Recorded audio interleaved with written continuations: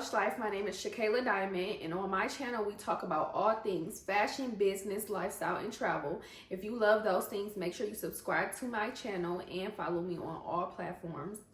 In today's video, we're going to discuss Bottega Veneta. We're going to discuss the brand as a whole just a little bit, but really this video is about the creative director, Matthieu Blazy, that was the creative director from 2021 until 2024, December. And we're going to discuss him because what he did while he was at Bottega is something to me that will survive the test of time.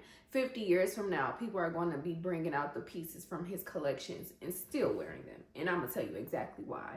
Matthieu presented his first collection for Bottega in February 2022 during Milan Fashion Week. And it didn't start there. We should have known that he was going to be a genius just from his background before getting to Bottega. He graduated from fashion school, and for his internship while he was in fashion school, he interned for Balenciaga and John Galliano. Like, let's be serious. And for his final project, his final collection for school, Raf Simons saw what he created and hired him. Like, the proof was clearly in the pudding. And from fashion school, he went on to be a men's designer for Raf Simons. He worked at Margiela. He was a senior director at Celine under Phoebe Philo. He worked at Calvin Klein, and he was a ready-to-wear designer at Bottega before becoming the creative director. So the proof is definitely in his resume. And these pieces, they just continue to get better and better and better and better. And even though for me it's bittersweet that he's no longer with the brand, I cannot wait to see what he does for Chanel. I feel like Chanel has been in a space of unknown ever since Karl Lagerfeld left us. I feel like the creative directors that have been appointed don't really know how to take the brand to that next level. And I feel like Matthieu is going to do it, okay? Bottega was founded in 1966. It is an Italian luxury brand. They are known for their leather goods and their intrecciato weaving technique. I'm sure you guys all know it. It's like a quilted weave look that is pretty much on all of their pieces. And since then, they have been a staple within the high fashion market. Before Matthieu got there and was the creative director was Daniel Lee. He was the creative director from, I believe, let's see. He was the creative director from 2018 to 2021. And apparently, word on the grapevine is that he was fired after the show that was here in Detroit because he called someone the N-word hard ER. Now, they also are saying that it was a joint decision for him to leave, but the rumors might be true that he called somebody the N-word with a hard ER, and he was fired as well as some other people at the brand that had been there long term. But since Matthieu has gotten to Bottega, we are not really worried about anybody else that came before him. But like I said, the brand has been around since 1966, and during Daniel's term at the brand, there were some very known pieces that he created that everybody loved and had on. From the heels, and I'm going to insert pictures of all of this, but the heels, the Jody bag, the cassette bag, the Chelsea boots with the green sole on it, like we all know everybody had those pieces, and that was from the Daniel Lee era of Bottega. But let's get into the Matthieu Blazy era of Bottega. So since Matthieu has gotten to Bottega, I feel like he took the notoriety that the brand already had, especially from Daniel's era, and elevated to something so much more high fashion. I feel like Daniel's era kind of was leaning towards streetwear, from the Chelsea boots to the cassette bag. He definitely still had the high fashion pieces there and was using the their signature weaving technique. But I do feel like a lot of it leaned towards trying to be streetwear. Matthieu has come out with some amazing coats, some amazing boots, the Andiamo bag in all sizes and shapes, and I just feel like he took the brand to that next level. I feel like the pieces that he created are pieces that people are going to bring out 30, 40, 50 years from now, because just from looking at them from pictures, the craftsmanship is there, the durability is there, the technique is there. And I feel like with knowing that his resume includes companies like Raf Simons, like John Galliano, Balenciaga, Margiela, you can tell that he has that experience just based off of the types of pieces that he has created at Bottega. While he was at Bottega, the brand expanded into creating new and different bags. Like I said, during the Daniel Lee era, they had the cassette bag, they had the Jody bag, and during Matthieu's era, we got the Andiamo bag, we got the long rectangle bag. It was just like the way that he took what Bottega already did with their signature quilted look and just took it to that next level. I feel like Bottega during his era gives very high fashion, very professional, very sexy, very timeless fashion. Like, I just feel like these are pieces that people are going to pull out of their closet. Like, these are pieces that weren't just trendy. And I feel like the Chelsea boots were definitely trendy. The cassette bag was definitely trendy, especially with that chunky chain on it. And I feel like that Andiamo bag is something that you are going to pull out in the future. He brought the high fashion fun that used to be in vogue and that we used to see in the Alexander McQueen shows and just so many things from back in the 80s and 90s. I feel like he had that ingrained in him. I feel like he wasn't someone who's trying to just get the money and get the dollars, but he was focused on creating pieces for a very well-known staple brand that looked like it came from a well-known staple brand. You get what I'm saying? Just like there's been disconnect with Chanel and the creative directors that they've continued to hire. I feel like with Bottega hiring Matthieu, it was a match made in heaven. He was someone new because he's only 40. Like, present day, he's 40 years old. But I feel like that collaboration, that partnership was chef's kiss, because it took the history of the brand and what they were known for and modernized it without trying to make the brand into something that it's not. Like, I feel like the Canalazzo boots that Daniel Lee created, chef's kiss. But I do feel like the Lido Mule and the lace-up mesh pumps that they created were very trendy. Compared to Matthieu created the Mary Jane pump, which you've seen a lot of the fashion girls in them, but that is a high fashion shoe.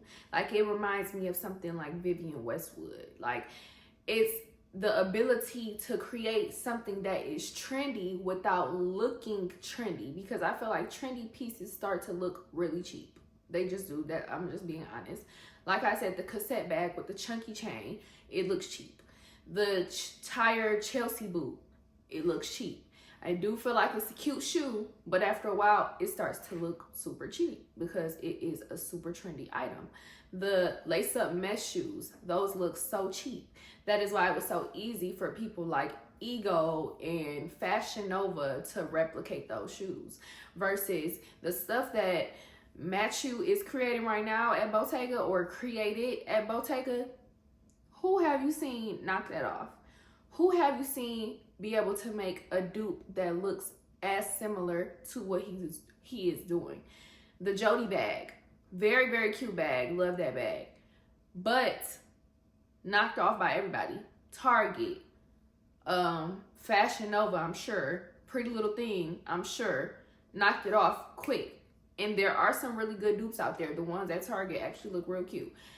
But it was so easy to knock that stuff off, versus the Andiamo bag in the rectangle bag. I cannot think of the name, but it's going to be hard to replicate those bags because they are not trendy looking. They are not hard. They're not easy to replicate. I just feel like Matthieu has that in him. He has that, like, that old soul fashion designer in him. He has that oomph. Like, I feel like he probably studied the greats. He studied the history. Like I said, during his final collection in fashion school, Raf Simons saw it and immediately wanted him to work for him. He interned for Balenciaga and John Galliano. He graduated fashion school to go work for Margiela, go work at Raf Simons, to go work at Balenciaga, to go work and be at Bottega and become the creative director down the line.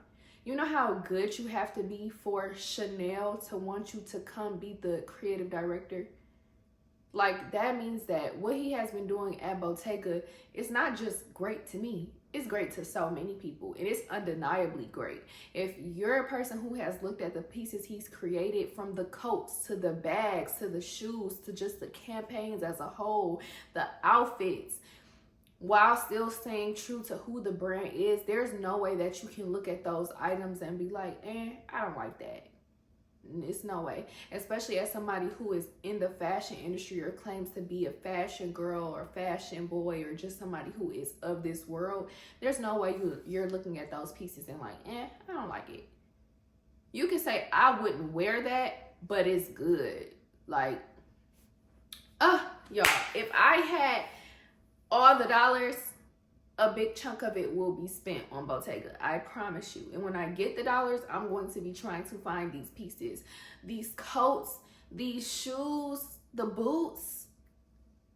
I can't take it. The bags, I can't take it. That's why I'm so excited to see what he does at Chanel, because I feel like we're going to get back what we have been missing. And I feel like he has probably been studying Chanel since before he could probably talk. So what he probably has been waiting to do here, and now he has the opportunity in the platform, and I just feel like he's about to go crazy. Also, word on the street was Jacquemus and Thom Browne were in conversation to be next up as creative directors at Chanel. So for you to have been chosen amongst this list of people, do you know how good you have to be? Do y'all know who Raf Simons is? For Raf Simons to co-sign you, you have to be good. You can't even be good. You have to be exceptional. The proof is in the pudding. I would love to get a peek into his mind. I would love to know what inspires him, where does he get his ideas from? How does he formulate his ideas into execution?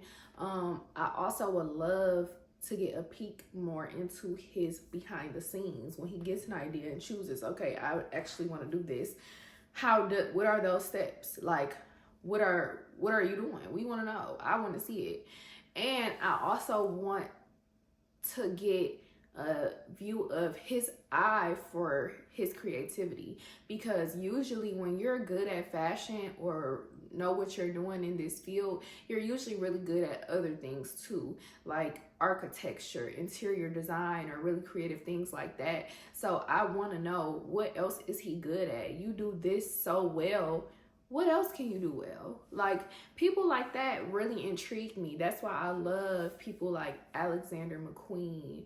I love people like Andre Leon Talley. I love people like all of the old Vogue editors that really just pushed the envelope when it came to creativity and ideation. Like, I love those people because you are so creative. What else can you do? Because I know you can do a lot of things.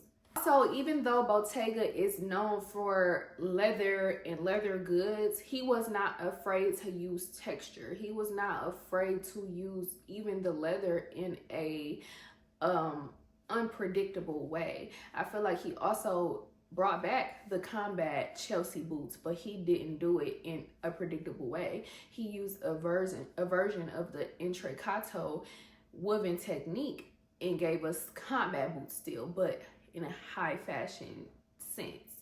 And I just love that. Stop being trendy. Stop looking for what is everyone going to want to buy. This is high fashion because everybody's not supposed to have it. It is okay for some things to still be exclusive. That is what the fashion industry is all about. People want to talk about, oh, it's too many influencers at Fashion Week and this and that, but it's because these brands are positioning themselves to appeal to those people. You are creating all these trendy pieces that everybody's going to have on. So hell yeah, everybody thinks that they can come to Fashion Week because everybody got this on. They're like, ooh, well, I got this, I want to go. When that is not what the fashion industry is. The fashion industry, to me, is supposed to be an exclusive elite community. Everybody's not supposed to get it. Everybody's not supposed to be there. The people who know, you know, and now we making it too easy for everybody to think that they know. And it starts with the brand. Stop trying to appeal to everyone when this is not for everyone. We don't see Hermes trying to change how they do things because people feel like everybody want a Birkin. No, we don't see them doing that. We don't see highly exclusive brands like Rolls-Royce trying to do things differently because there's so many people with money. Ooh, we want more people to have this car. No, they're sticking to what they know and what they do, and the people who buy it do. That's why you still have to wait for your Birkin bag. And it's a quota bag versus them seeing the demand and now, oh my God, let us put out more. Let us make it easier. No, we're not doing that. Let's keep stuff exclusive. Let's keep it for ourselves. I even feel that way when it comes to vintage and archived pieces. These pieces are vintage and archived because they're supposed to be exclusive, not for everybody to have on. You don't even understand what collection that piece came from, but you bought it because you got the money to do so. You know, we just need to gatekeep fashion for the people who really care about it, because I feel like when you open things up to people who don't care about it and just want it to have it, you start to water down what it means and what it stands for. And I just feel like with fashion, we don't need that. We already have the Pretty Little Things, the Fashion Novas, the Egos that are meant for fast fashion. Let's not make the iconic pieces and the iconic brands fast fashion. Let's keep that for over there and keep this for over here. I also feel like just because this is what a brand is known for, that does not mean that when you come into this brand as the creative director, that is the only thing you can make. And I feel like Matthieu understood that very well, because like I previously mentioned, he used many different textures. He took their known woven technique and put it into pieces that we wouldn't think of, like ties, versus only doing it for the bags and the shoes. He also took, like I mentioned before, the pieces that they already do and just changed them up to just give them that high fashion tweak.